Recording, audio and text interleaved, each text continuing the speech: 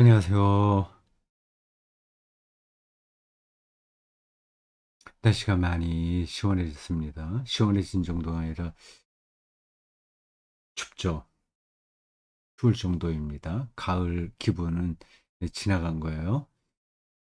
지금 제가 절교 복귀하는 시간이 10월 21일 월요일 저녁 6시입니다. 기온이 많이 내려갔어요. 다시 또 좀 따뜻해질 겁니다.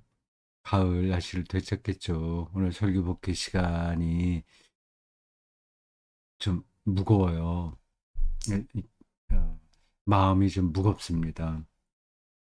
오늘 이야기할 내용이 예, 전반적으로 그렇습니다. 욥기를 본문으로 했잖아요. 이걸 신종론을 주제로 하는 성경이에요. 이런 것은 사실 이야기 아니에요. 욥에 대한 욥 이야기가 근데 역사 이야기 아닙니다. 그건 그 구약 성경을 장르별로 분류할 때 성문서가 됩니다.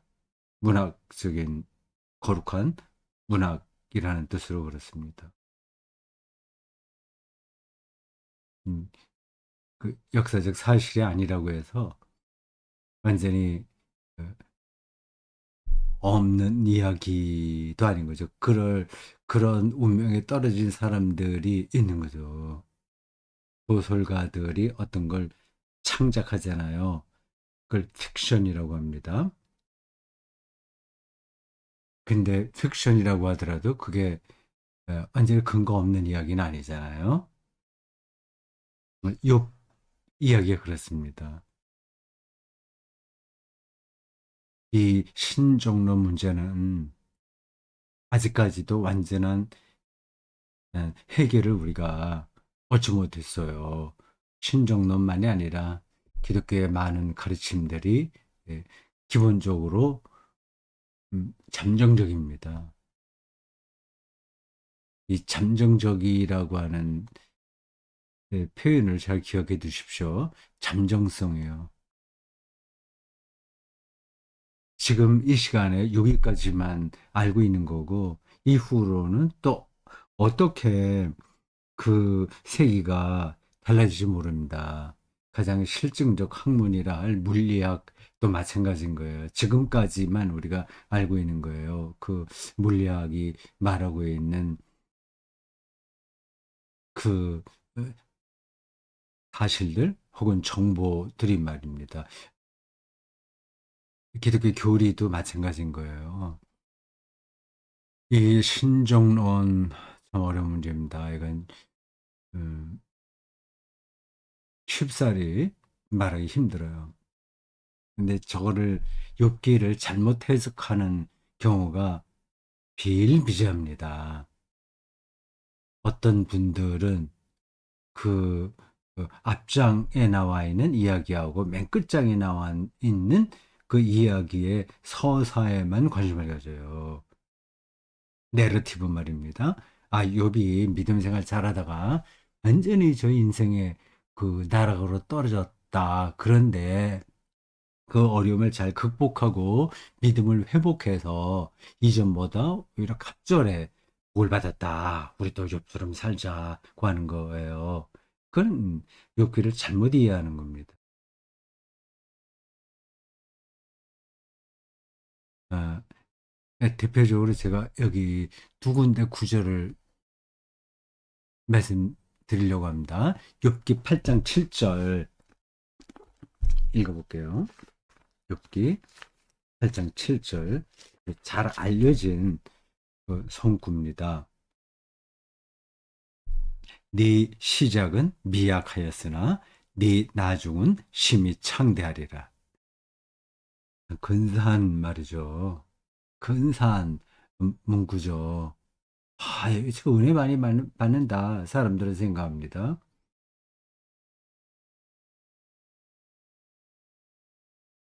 기독교인이 운영하는 영업점에 이런 성구가 적힌 액자가 종종 달려 있죠.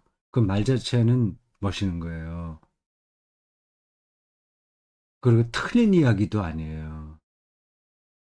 그러나 이 욥기라는 컨텍스트에서 보면 저걸 잘못된 겁니다. 그러니까 욥을 비판한 수아 사람 빌닷이 한 이야기예요. 그러니까 욥을 비판하는 이야기, 욥을 비판하기 위한 근거로 저런 이야기를 하는 겁니다. 그렇게 잘못된 얘기죠. 그, 네 시작은 미약하였으나 네 나중은 심히 창대하리라 이런 말 함부로 쓰면 안 됩니다. 어떤 경구든지 그 상황이 있는 거예요. 맥락이 있어요. 그걸 이제 전문적인 용어로 삶의 자리라고 합니다. 지임 리벤이에요. 그거 다 빼버리고 그냥 그걸 다 아무에게나 갖다 붙이면 그러면 그게 하나님의 말씀이라기보다 사람을 파괴하는 예, 그 나쁜 언어가 되는 거죠. 반대가 되는 거예요. 음, 내 시작은 미약하였으나 내 나중은 심히 창달이라 이런 말 함부로 쓰면 안 됩니다. 오히려 사람들에게 시험이 들리는 거예요. 정말 힘들어서 죽겠는데 그 사람 앞에 가서 지금 미약하지만 나중에 잘될 거야 힘내. 이건 말이 안 되는 겁니다. 그래서 창대하지 않을 수도 있어요. 그리고 이 신종론의 가장 어, 그, 그 대표라고 할 수 있는 예수님의 십자가 말이에요. 예수님의 십자가.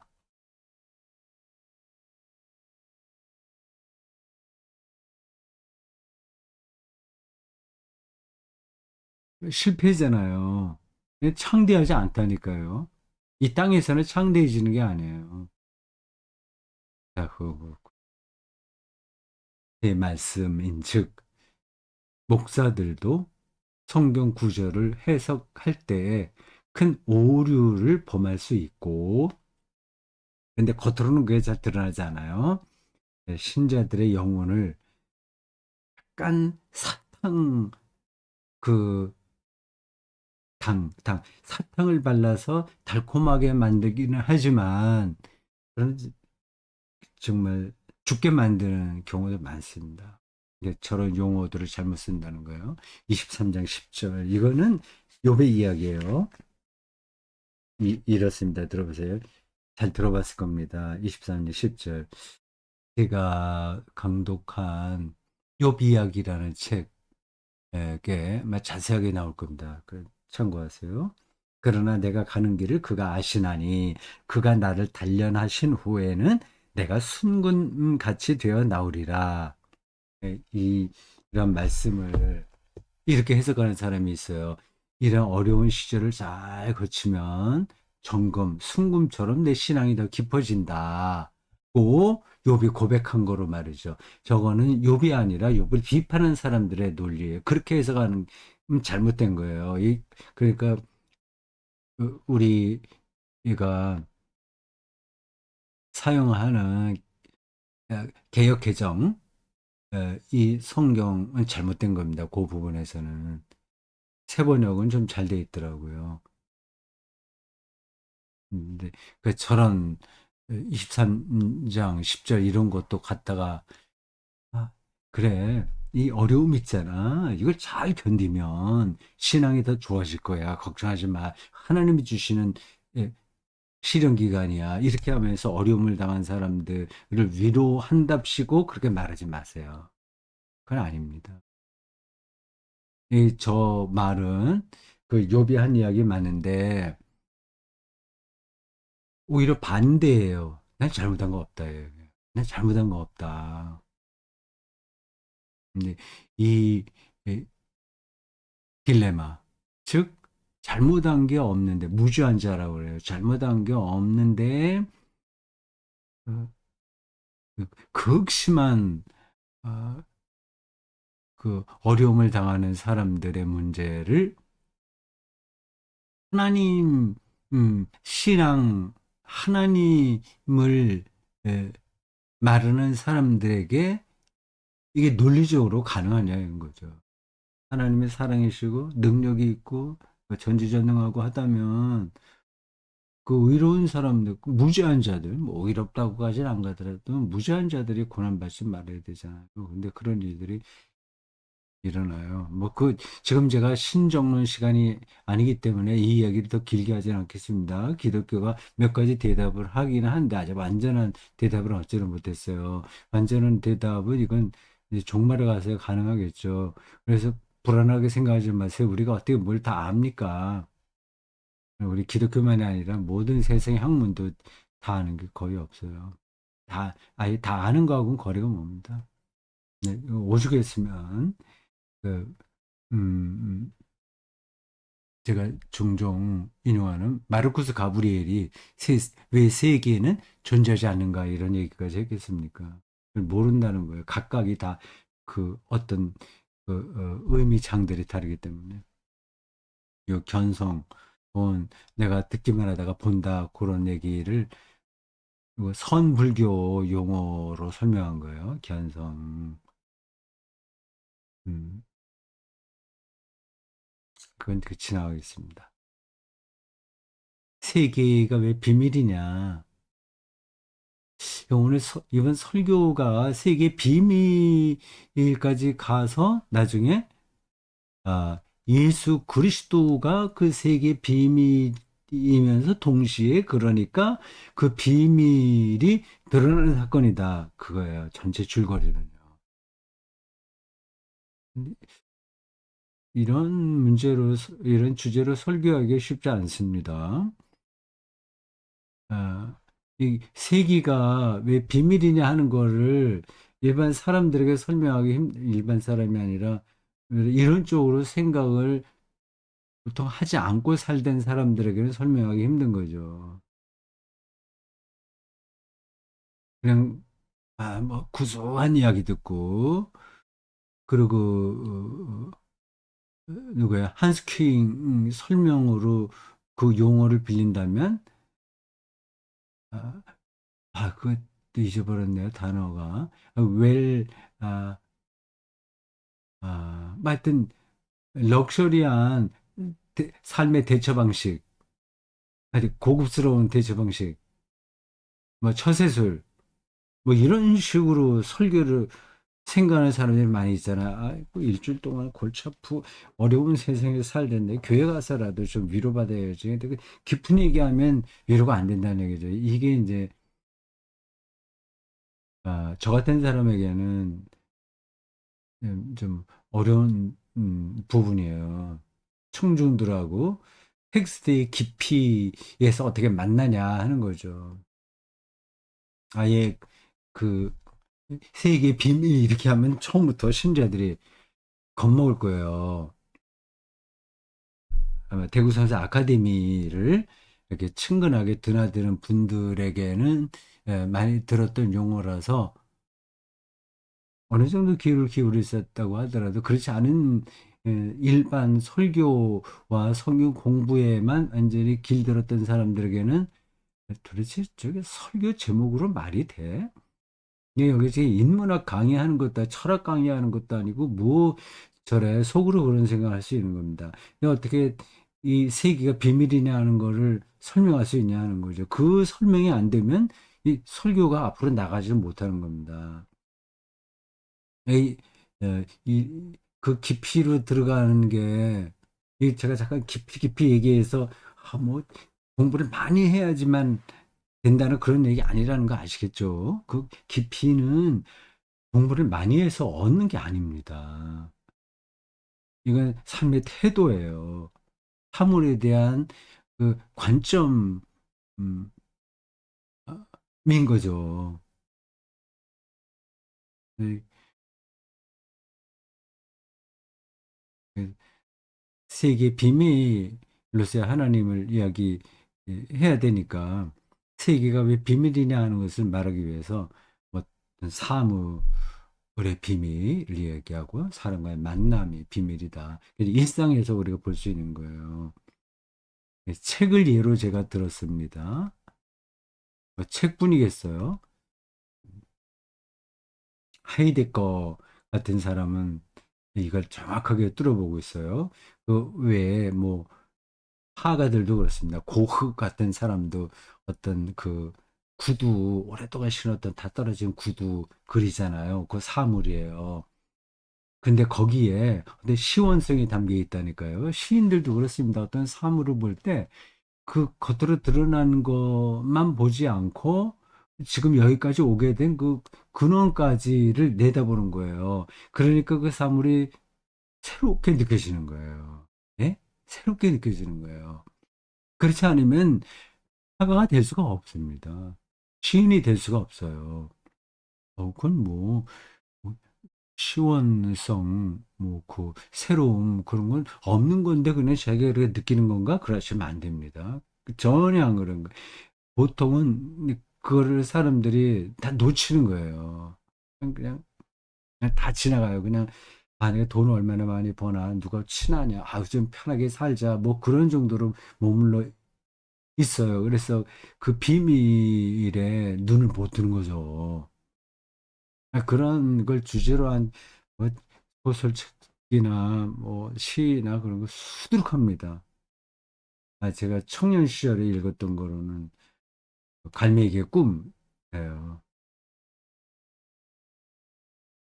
그 황금 색깔로 이 날개가 바뀌는 그 갈매기가 왜 다른 갈매기들처럼 고깃배에서 인간이 던져주는 썩은 고깃대가리만 먹고 살지 않고 그 비상 연습을 하느냐 하는 그런 거를 시처럼 썼어요. 그 영화로도 나왔더라고요. 영화도 정말 지루할 것 같아요. 그거 갈매기가 날아가는 그런 거 쓰니까요. 시원과 연관돼 있어요.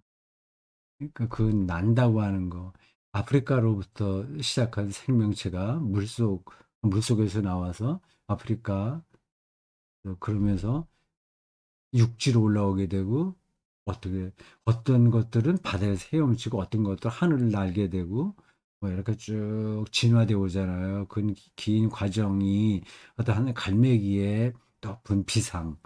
어, 그래서 너무 고고하게 날기 때문에 그 날개가 황금빛으로 보인다고 그렇게 묘사하는 겁니다. 그, 그 비밀이에요. 그 깊이에요. 비밀은 깊이라는 뜻이에요. 그걸 느끼는 사람이 있고 느끼지 못하는 사람이 있어요. 성이 있는 거예요, 사물에는. 시원적인 거. 성경에 태초에 뭐뭐가 계시니라 했잖아요. 그 태초를 가리킵니다, 시원은. 가마득한 시원, 아득한 시원. 그건 분명하잖아요. 그거 연결돼 있잖아요. 네, 그걸 가리켜서 거룩하다고 얘기합니다. 하나님은 시원적인 분이죠. 그 더 나가서 미래에 에, 에, 적인 분이죠. 미래에 이미 가 계신 분이죠. 시원이면서 동시에 미래에 가 계시고 우리를 거기서 기다리며 동시에 미래에서 우리를 오고 계시다. 이렇게 말하는 겁니다. 이게 신학적이고 문학적인 표현인데 그냥 멋있게 말하려고 그렇게 하는 게 아닙니다. 그게 모든 사물과 세계와 역사와 시간과 공간 안에 깃든 어떤 비밀에 대한 설명인 거예요. 근데 이러한 관점들이 전혀 없이 설교를 해야 되니까 얼마나 그 자기들이 하는 일이 지루하겠어요. 그러니까 사람들을 선동하는 거죠. 도덕적으로 어떻게 시키려고 하고 하여튼 좋은 쪽으로 도덕 선생이 되는 거고 나쁜 쪽으로는 잔소리꾼이 되는 거고 나쁘게는 이제 선동가가 되는 겁니다. 그래서 일반 대중들은 이것저것 다 분간이 안 되니까 분간이 되는 사람들은 거기 버텨내지 못합니다. 뛰쳐나가지. 그냥 우리 목사님 그래도 사는 게 얼마나 그 모범적으로 사시는데 정말 사랑은 많으셔. 우리 잘 되라고 하시는 말씀인데 뭐 이런 식으로 받아들이는 거죠. 뭐 그게 좋으면 그렇게 살면 됩니다. 사물의 비밀, 시원서, 거룩성. 그런 상태를 가리켜서 하나님께서 세상을 창조했다고 얘기하는 거예요. 그 창조론이 진화론과 싸울 필요가 하나도 없는 거예요. 그 진화에 깊이가 있잖아요. 그것도 기계적으로 되는 게 아니잖아요. 하나님께서. 우리가 아직까지 다 해명할 수 없는 진화의 방식으로 세계를 창조하셨다. 그게 뭐가 그렇게 잘못이에요, 그게?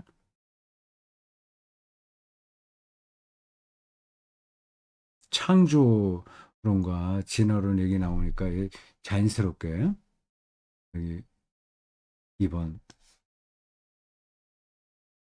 한국교회가 모처럼 기획한 대형 집회 이야기를 하게 됐네요.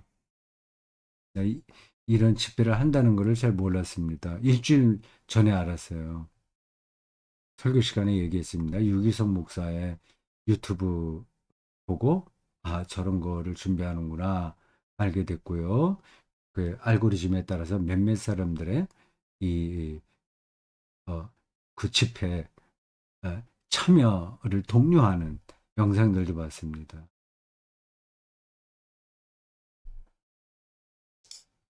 제가 설교 시간에 어떤 개인들 이름 거명해서 뭐 좋다 나쁘다 그런 얘기는 거의 하지 않습니다. 뭐 좋은 거는 할 수 있긴 있죠. 뭐 한강 작품, 한강에 대해서 얘기했고 제가 참 괜찮다, 배울 만하다 하는 분들은 뭐 자신 있게 개인 이름을 이야기하는데 약간 비판적으로 보는 사람들은 이름을 거론하지 않습니다.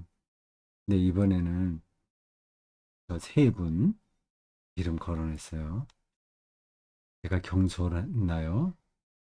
뭐 그럴 수 있긴 있는데 근데 속에서 좀 화가 나기도 해서 설교 시간이지만 그냥 했습니다.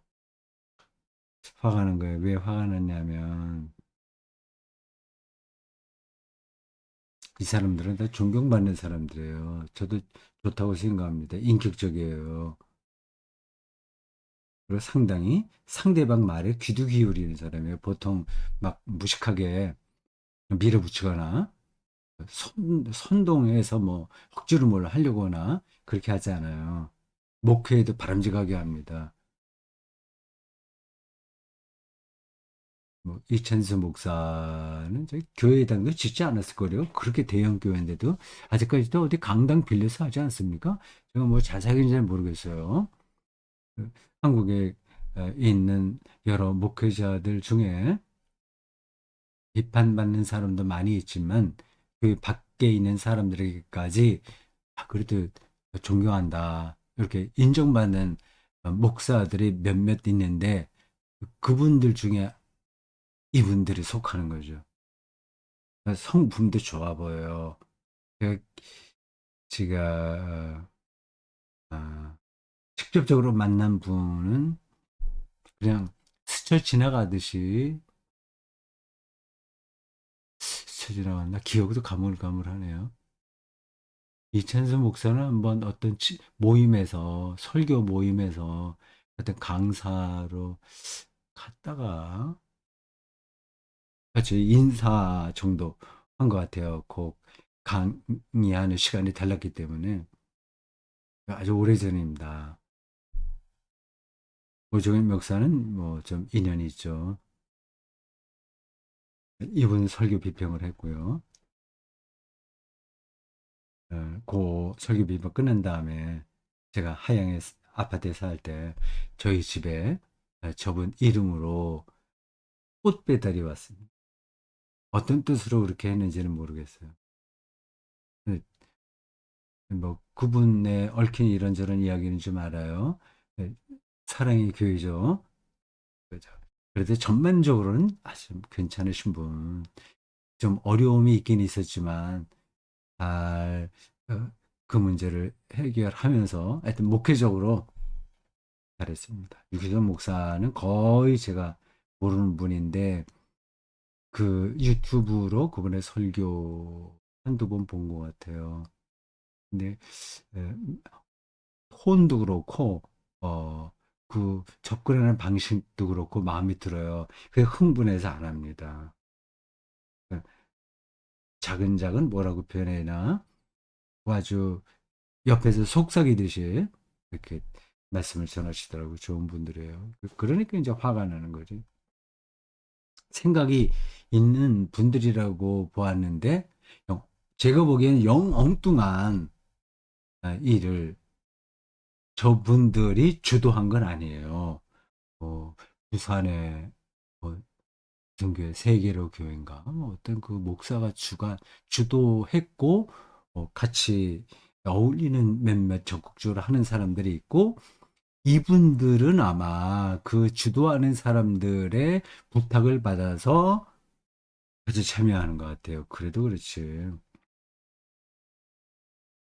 이분들이 몇 년 전에 그 국회 앞에서 차별금지법 반대 1인 시위에 나섰던가요? 이천수 목사는 맞는 것 같은데 다른 분들은 모르겠습니다.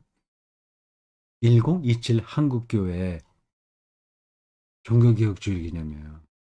종교개혁 정신이 거기 살아있을까요? 대형 집회를 통해서 특히 이제 동성 합헌을 그 합헌이 법제화되는 걸 막겠다고 했는데 아직 법제화도 안 됐어요. 지금 뜬금없는 물론 이게 몇 년 전서부터 뜨거운 어, 그 감자처럼 우리 기독교인들에게 남아 있는 거긴 하지만 좀 전반적으로 이제 흐름을 볼 때는 좀 뜬금없다고 생각해요. 뭐 7월 중에 그 법원에서 동성 그 상대방 사실혼에 있는 사실혼에 있는 동성 그 파트너에게도 그 의료보험 혜택을 줘야 된다. 그걸 결정한 다음에 저 상황이 급박하다고 생각했을까요? 제가 더 길게 설명하지 않겠습니다. 이 구호 자체도 웃기는 거예요. 200만. 기도회면 기도회지도 큰 기도회. 이 기독교 정신하고 완전히 반대 아니에요? 만모니즘이죠. 이렇게 왜 이렇게 됐을까 생각이 드네요. 이 동성애 문제 있기 전에 그 전, 제가 이거 그 횟수를 자세하게 검토하지 않고 말씀드리는 거라서 약간씩 차이가 있긴 있어요. 양심적 군 복무 거부 자들을 도와야 된다는 운동이 많이 벌어진 적이 있습니다.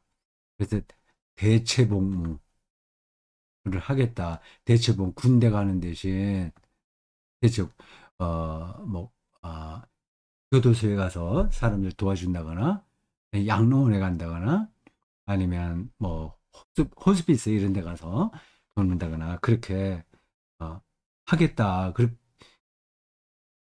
그런 사람들에서 양심적 군 복무 거부자들이요. 이거 기독교적인 거거든요. 사람을 죽이는 훈련인데 이 군대라고 하는 게 이걸 기독교적으로 합리화하기 힘들어요. 주로 누구예요? 주로 여호와의 증인 교도들이 이 문제로 인해서 우리나라에 군대 안 가면 이제 다 사법 처리를 받고 군대 가서 뭐 3년 뭐 이상씩 이제 있어야 되죠. 그래서 많은 사람들이 어, 그 교도소에서 살았습니다. 근데 세계적으로는 다 이게 대체 복무가 이제 자리를 잡았거든요. 근데 우리나라가 안 됐던 거예요. 그래서 저분들 이제 소수자죠. 이번에 어, 포괄적 차별금지법에 저 대체복무가 다시 들어가는지 안 들어가는지 모르겠습니다. 소수자죠. 이제 그분들의 인권을 살린다는 뜻으로 양심적 복무 거부자를 위한 뭐 대체복무 법을 만들자 하는 운동이 많이 벌어졌을 때 힘을 보태야 할 기독교가 예, 꾸준히 반대하는 태도를 보였습니다. 그거 보고서 제가 예, 까무러쳤습니다. 저기 같은 기독교 여호와의 증인도 같은 기독교인이잖아요. 그러면서 그들을 돕지는 못할 망정 저런 법을 만들려고 하는 것에 대해서 이제 딴 바지가랭이를 이제 당기는 거죠. 참 유치하다, 참 천박하다, 그런 생각이 들었습니다. 네, 지금은 이제 저게 실행이 될 거예요. 그때도 하는 이야기가 이거저거 뭐 많이 얘기했는데 그 중에 하나가 역차별이다 이 얘기하는 거야. 참, 할 말이 없습니다. 그, 결국은 여호와의 증인들을 위한 거지. 그럼 우리 기독교인들이 역차별 당한다. 이게 말이 됩니까? 이러한 소수자들을 어, 사회에서 점점 소외시키려고 하는 게 전체주의예요. 만해사냥도 그렇게 했습니다. 만해사냥 기독교 이름으로 했어요. 아시죠? 거기 재판에 섰던 사람들 다 그 성직자들이죠. 이게 전체주의예요. 대표적으로 히틀러가 마, 히틀러가 동성애자 그리고 집시, 장애인 등등을 다 이제 씨를 말리려고 했었죠. 거기 이제 유대인이 또 들어가는 거죠. 전체주의예요. 지금 아, 요거 천이 아니라 2027이네요. 잘못 썼습니다. 2027. 2027 맞죠? 예, 한국교회 요 집회는 한국 기독교의 전체주의가 드러나는 사건이다 이렇게 생각합니다. 여기 대구 성서 아카데미에 이렇게 출입하시는 분들은 설마 거기 안 가겠죠.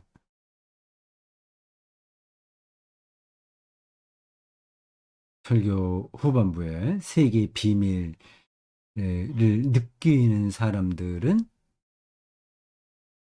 거기에 놀라서 자기 무지를 깨닫고 그 자연의 거룩함 앞에서 자기를 낮추면서 산다고 얘기했습니다. 거기까지는 우리 그리스도인들이 그 자연주의자들과 함께 가는 거예요. 그러나 우리 그리스도인들은 자연주의자에 머물지 않습니다. 또 휴머니즘도 마찬가지예요. 인간다운 삶을 위해서 우리들이 노력해야죠. 이 동성애 소수자를 위한 일들도 다 휴머니즘에 근거한 거예요. 여기 열심히 우리가 힘을 합해야 됩니다. 그런데 여기에만 떨어져 있진 않아요. 자연주의자와 휴머니스트 들을 우리가 삶에서 같은 어, 친구들로 알고 살아가나 거기에만 머물지 않습니다. 우리 그리스도인들은 그들과의 어떤 변별점이 있는 사람들이에요. 그게 이제 예수 그리스도를 믿는다고 하는 거죠. 이런 부분들을 설명하려고 하더라도 더 긴 말이 필요합니다. 이 자연은 늘 아름다운 게 아니에요. 자연 안에는 잔인한 것도 많습니다. 자연을 그렇게 낭만적으로 볼 수 없어요. 이 태양도 우리하고 적당한 거리가 있으니까 생명을 살리지 가까이 가면 모두가 다 죽습니다. 그리고 이 자연 숲속에서 일어나는 것들은 아주 살벌해요. 서로 먹고 먹히고 해요. 그 우리가 다 모르는 그 자연의 비밀이 있습니다.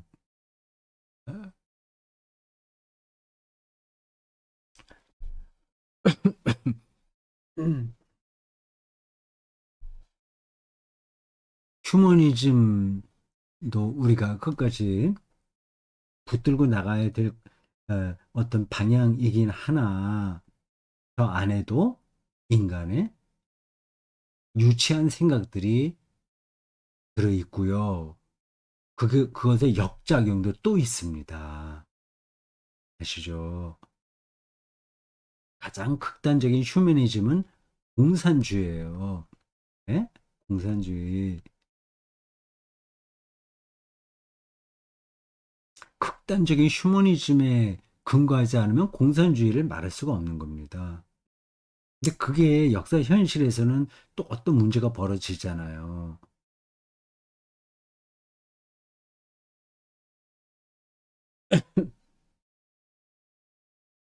네, 이런 문제들이 그러니까 이렇게 간단하지가 않습니다. 이제 그리스도인의 정체성이 뭐냐 하는 여기서는 그냥 하나의 그 방향만 얘기하는 거예요. 자연주의, 휴머니즘 이것과 같은 길을 가나 그리스도는 또 하나의 또 다른 고유한 길이 있다 그 얘기입니다.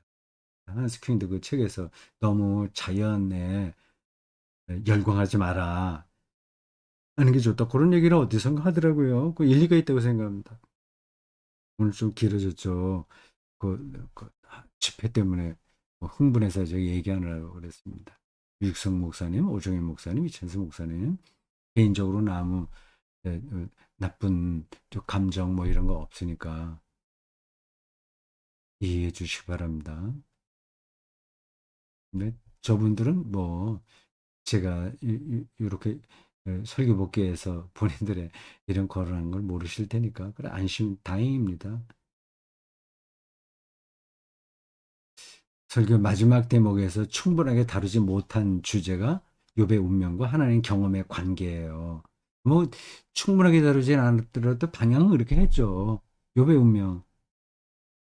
이걸 어떻게 누가 말로 다 할 수 있겠습니까? 내가 그 운명에 떨어져 보지 않았기 때문에 예수 그리스도를 통한 하나님의 계시, 세상의 비밀, 역사의 신비를 어, 알, 아, 알고 있어서 그 운명을 뚫고 나간다. 이제 그런 얘기 비슷하게 하긴 하겠습니다만 직접 그 상황에 떨어지면 어떤 좀 우스꽝스러운 태도를 보일지도 모르죠. 제가 이거 뭐 하나님 부정한다거나 뭐 그럴 리 없겠지만 어쨌든 뭐 그런 신학자들 옛날에 있긴 있었어요. 그리고 뭐 하여튼 이런저런 내가 욥기를 통해서 배운 그거하고는 반대 행동을 할지도 모릅니다. 그러나 방향은 거기 있어요. 욥의 운명 이거는 당하지 않으면 다 좋아요. 그러나 예수 그리스도가 십자가에서 엘리엘리라마 사박다니하고 죽었듯이 그러한 운명은 계속 반복됩니다. 어디에서나. 그러나 하나님 경험으로만 그걸 뚫고 나갈 수 있어요. 앞으로 잘 된다 그 얘기가 아니라 세계의 비밀이죠. 임마누엘이신 예수 그리스도와 하나 되는 경험이죠. 이게 방향이에요. 자, 오늘 여기까지 하겠습니다. 수고하셨어요.